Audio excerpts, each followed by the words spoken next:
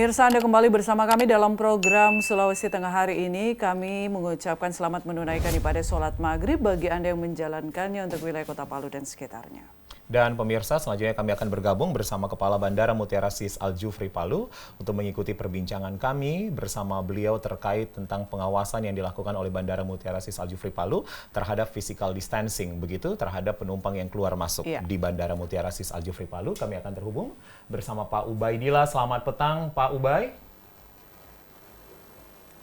Selamat petang, Pak. Baik, Pak Ubay. Yang pertama kami harus menegaskan begitu, konfirmasi dari Bapak, apakah kemudian kemarin ada banyak isu yang beredar Bandara Mutiara Sis Al-Jufri akan ditutup begitu Pak? Apakah ini benar atau tidak Pak informasinya?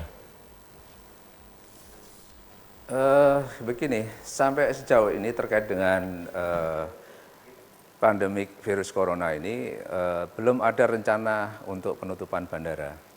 Demikian. Ada rencana untuk menutup bandara begitu. Lalu seperti apa pengawasan yang dilakukan pihak bandara sendiri Pak Ubay? Sampai saat ini seperti apa pengawasan yang dilakukan?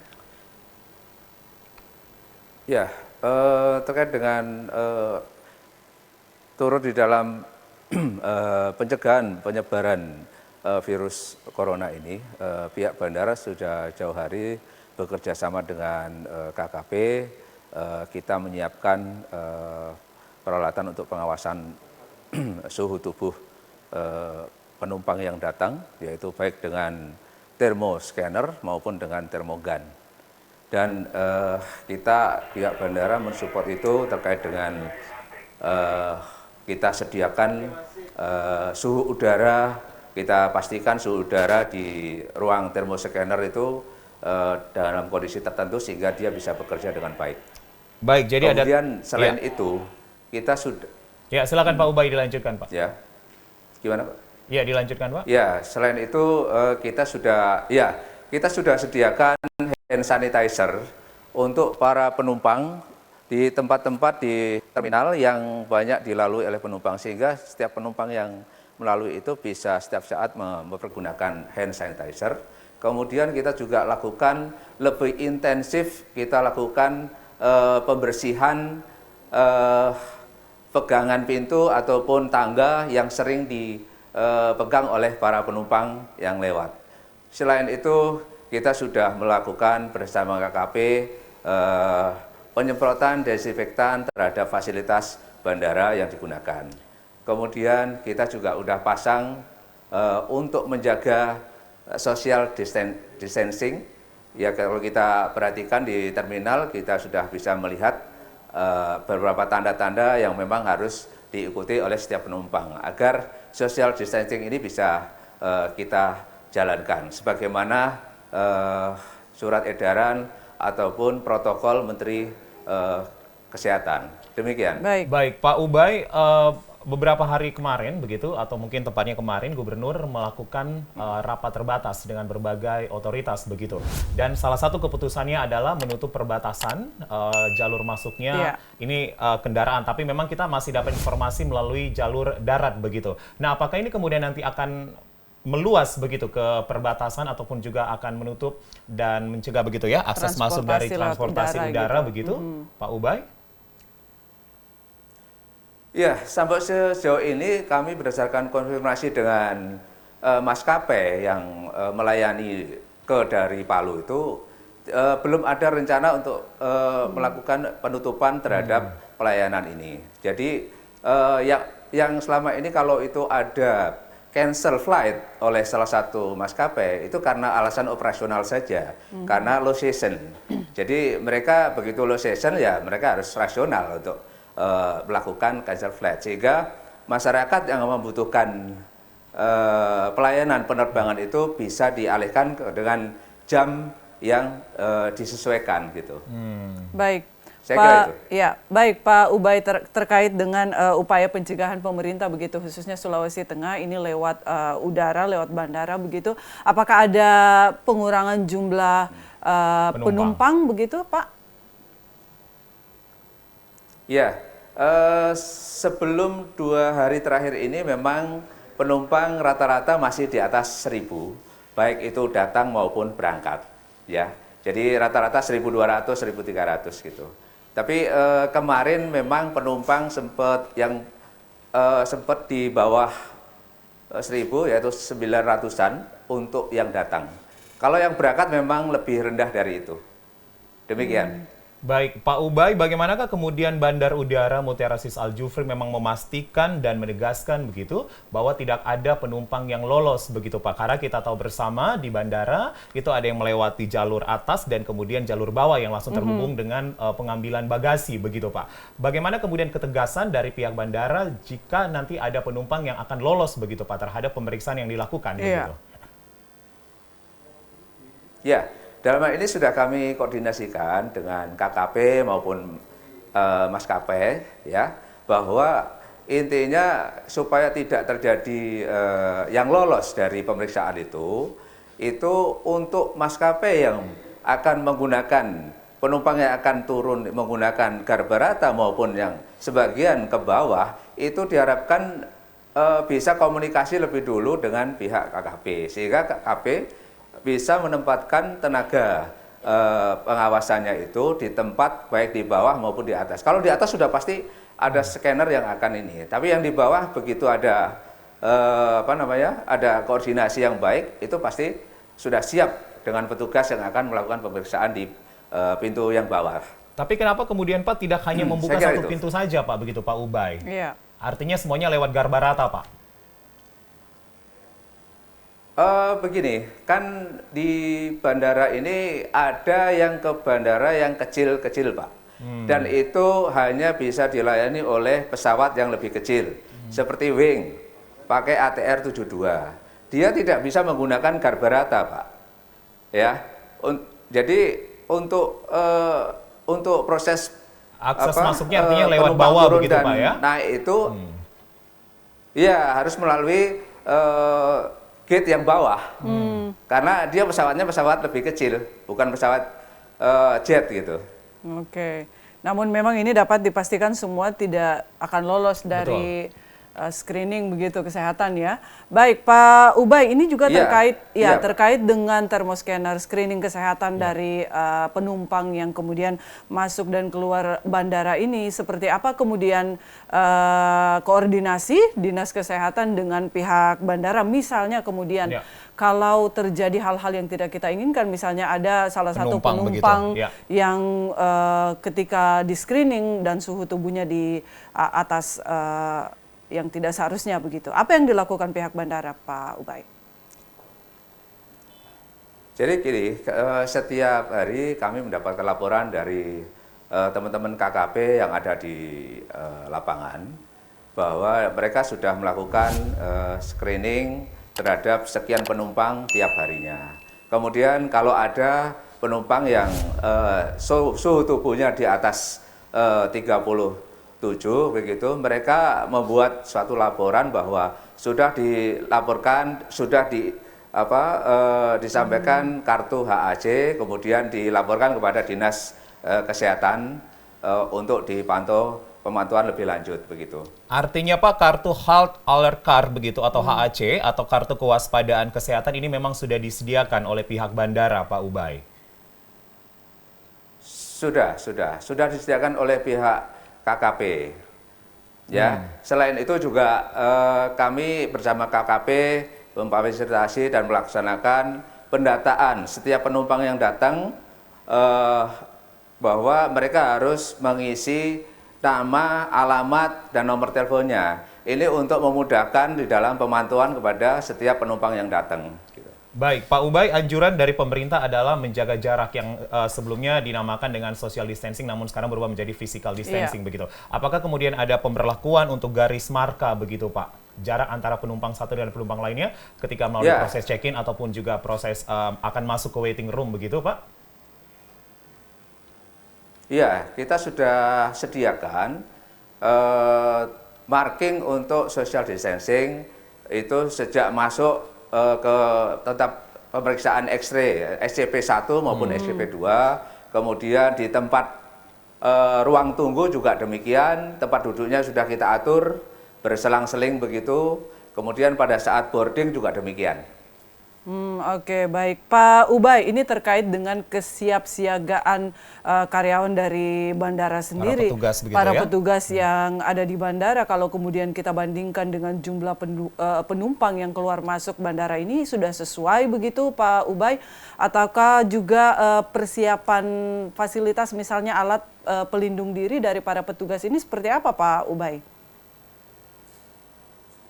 Ya, kita sudah berusaha untuk melengkapi alat pelindung diri. Paling enggak ada masker untuk petugas pemeriksa keamanan, dan kemudian juga terkait dengan teman-teman KKP, ini juga sudah minta bantuan sama petugas dari Dinas Kesehatan untuk menambah untuk ada tenaga perbantuan di dalam pencatatan pendataan penumpang yang datang gitu. Dan ke depan juga kita harapkan ada tambahan bantuan untuk memperkuat keterbatasan teman-teman yang bertugas khususnya KKP yang ada di lapangan. Demikian. Baik, jadi akan ada penambahan personil KKP ataupun juga petugas di bandara. Itu nanti bantuannya apakah memang masih dalam satu sektoral atau sudah akan lintas sektoral begitu Pak Ubay? Jadi begini, KKP dalam koridor koordinasi oleh KKP. Nah, kami pihak bandara akan memfasilitasi terkait dengan pas masuknya yang ada di dalam, kami fasilitasi siapa saja yang akan ada tenaga tambahan untuk mendukung tugas KKP di dalam pemantauan penumpang yang datang. Demikian. Baik Pak Ubay, terakhir apa yang ingin disampaikan kepada masyarakat khususnya Sulawesi Tengah begitu, Kota Palu, Pak Ubay, terkait dengan upaya pencegahan COVID-19 di Sulawesi Tengah. Di bandara khususnya ya? Di bandara khususnya Pak Ubay. Ya, kami harapkan bahwa masyarakat Kota Palu bisa mematuhi protokol Menteri Kesehatan ataupun protokol Kapolri, ya, bahwa mereka intinya harus patuhi terhadap anjuran social distancing. Dengan itu maka peran nyata masyarakat sangat berarti bagi penyebaran virus corona ini. Kemudian pada saat di bandara juga demikian. Di bandara sudah diatur ada marking terkait dengan social distancing, mohon itu bisa diikuti. Baik. Kemudian pada saat saya kira itu. Baik, Pak Ubaidillah, Kepala Bandara Mutiara Sis Al-Jufri Palu, kami mengucapkan terima kasih telah memberikan informasi kepada kami. Selamat bekerja, Bapak, tetap jaga kesehatan, dan salam kami buat teman-teman di Bandara Udara Mutiara Sis Al-Jufri Palu. Terima kasih, Pak Ubay. Ya, makasih, Mbak, Mas. Ya. Dan pemirsa, kami akan mengajak Anda untuk menyaksikan informasi selanjutnya masih dalam segmen Aktualita. Untuk mencegah agar penyebaran COVID-19 tidak masuk ke Sulawesi Tengah, Lembaga Kemanusiaan Aksi Cepat Tanggap Sulawesi Tengah melakukan penyemprotan cairan disinfektan di Lembaga Penyiaran Publik Televisi Republik Indonesia, Sulawesi Tengah, dan Rumah Jurnalis Kota Palu. Pencegahan penyebaran COVID-19 agar tidak masuk ke wilayah Sulawesi Tengah saat ini tidak hanya dilakukan oleh pemerintah daerah saja. Lembaga Kemanusiaan Aksi Cepat Tanggap Sulawesi Tengah juga turut melakukan pencegahan dengan melakukan penyemprotan cairan desinfektan. Penyemprotan cairan desinfektan ini dilakukan di rumah jurnalis yang ada di Kota Palu dan Lembaga Penyiaran Publik Televisi Republik Indonesia atau TVRI Sulawesi Tengah. Hal ini dilakukan mengingat profesi jurnalis rentan tertular COVID-19 karena liputan di berbagai tempat dan sering berada di keramaian. Sebelumnya pihak Aksi Cepat Tanggap Sulawesi Tengah juga telah melakukan penyemprotan cairan desinfektan di beberapa rumah ibadah dan sekolah yang ada di Kota Palu. Penyemprotan desinfektan ini kebanyakan permintaan dari masyarakat. Kita antisipasi itu yaitu penyemprotan dengan bahan-bahan desinfektan. Alhamdulillah sudah ada beberapa tempat dan masjid, gereja juga kita sudah mulai lakukan penyemprotan juga. Kemudian juga tadi kami melakukan aksi itu di beberapa sekolah, yaitu sekolah taman kanak-kanak juga, sekolah dasar, dan alhamdulillah saat ini juga berakhir. Mungkin insya Allah kedepannya akan kami tambah juga personil relawan juga yang akan melakukan aktivitas berbagi-bagi kelompok nanti.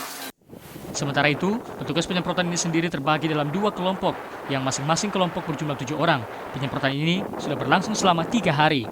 Gabdika Chandra, kontributor TVRI Sulawesi Tengah.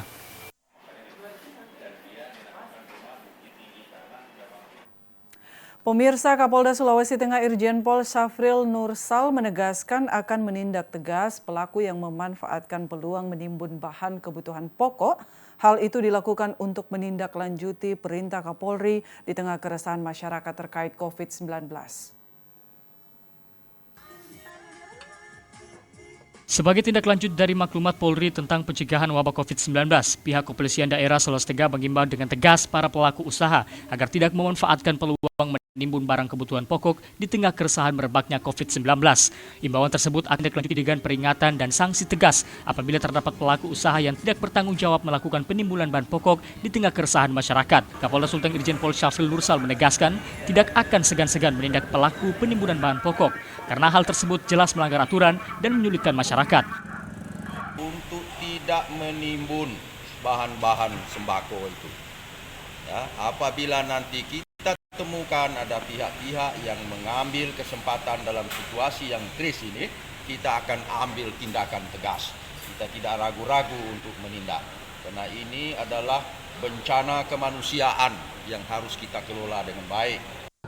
Pihak Polda Sulteng juga menghimbau warga jika melihat dan mengetahui ada oknum yang tidak bertanggung jawab melakukan penimbunan bahan pokok di tengah keresahan wabah COVID-19, segera melaporkannya ke pihak Polda Sulteng untuk ditindak lanjut. Rizky Budiman, kontributor TVRI Sulawesi Tengah.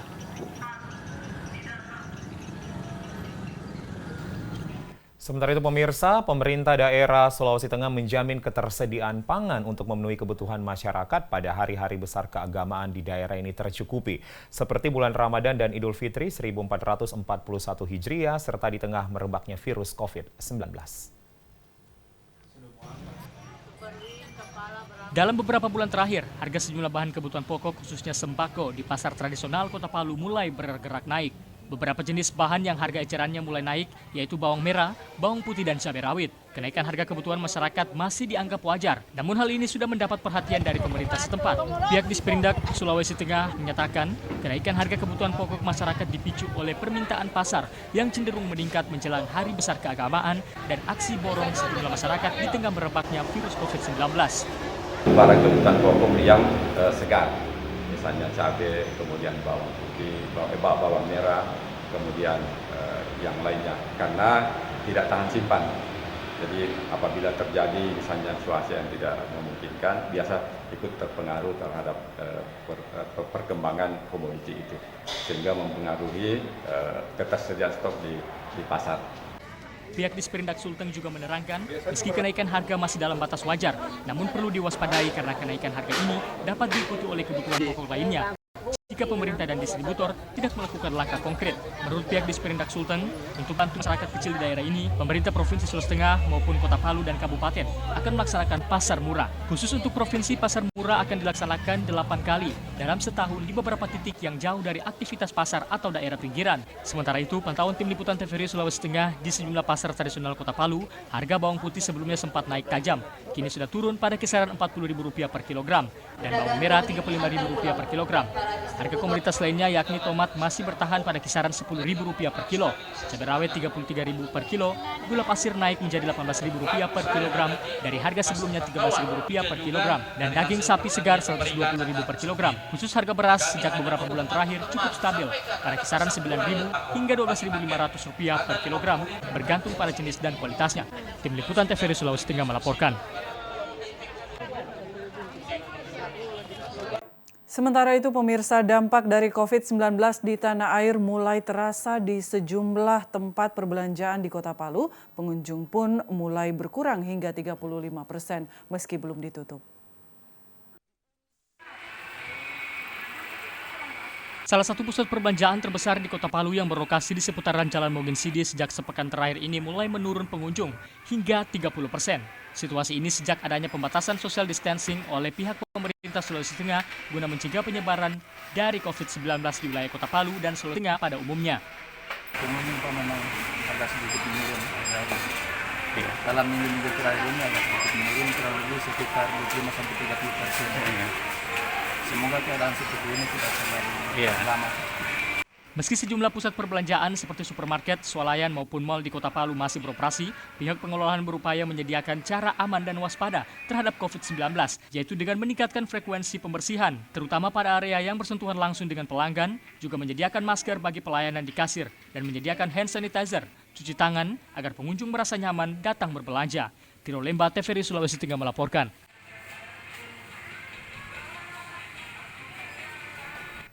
Meski dalam jumlah umat yang terbatas, ibadah pemelastian agama Hindu di wilayah Parigi Motong tetap dilaksanakan.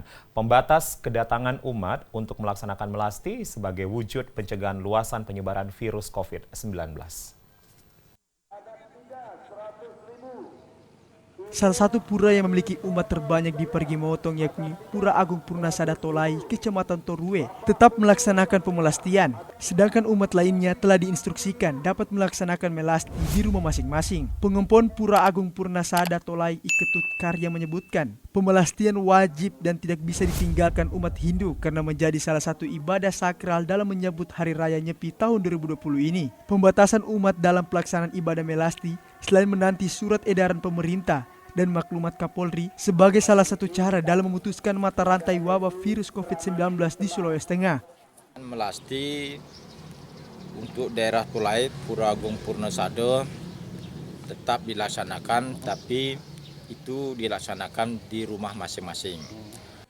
Pantauan di wilayah Tolai yang mayoritas umat Hindu Sawadharma tetap melaksanakan aktivitas normal seperti biasanya. Tidak begitu terlihat kecemasan yang ditimbulkan masyarakat atas pandemi COVID-19. Dari Kabupaten Parigi Motong, Amirullah Jarabe, kontributor TVRI Sulawesi Tengah.